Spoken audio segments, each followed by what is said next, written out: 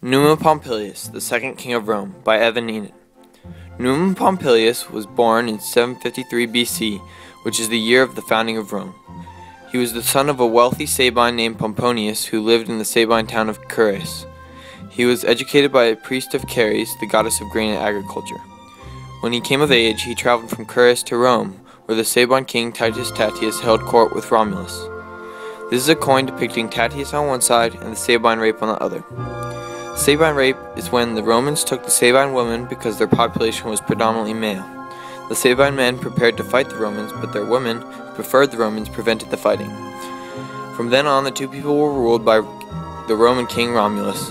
On the death of Romulus, the Romans and Sabines were divided in the choice of a successor. After much debate, it was decided upon that the Romans would choose a Sabine to be king. They settled on Numa Pompilius, who was renowned for his wisdom and fair judgment. Initially, he declined the offer because he did not desire power. This is similar to how George Washington declined to be King of America and only reluctantly accepted the presidency because it was the will of the people. Numa Pompilius was also persuaded into accepting the kingship because it was popular demand.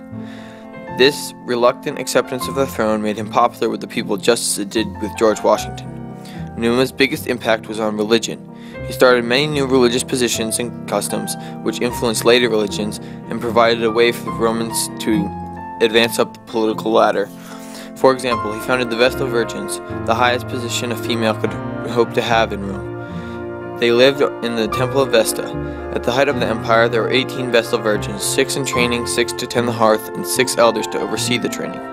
Furthermore, Numa founded the position of Pontifex Maximus, who was in charge of interpreting omens and held large political power. This position was used by Julius Caesar to advance his own political power. Numa Pompilius also created many lower religious positions, such as augurs, who interpreted the flight of birds, and flamens, the sacred priests of Jupiter. The hierarchical structure of the Roman religion, which was set up by Numa Pompilius, is very similar to that of the medieval Roman Catholic Church. The system was headed by the Pontifex Maximus, who is similar to the Pope. During the Empire, the Emperor had this position. After that came senior Vestal Virgins, augurs, and priests, as well as a group called the Arval Brotherhood, who can be compared to the cardinals. Another rung down, in place of the archbishops, were the religious officials in and around Rome. Finally came other provincial officials. In addition to creating new religious positions, Numa Pompilius created new temples in Rome itself. He ordered the construction of the Temple of Vesta, which was the only round temple in Rome dedicated to a single god. He also founded the Temple of Janus.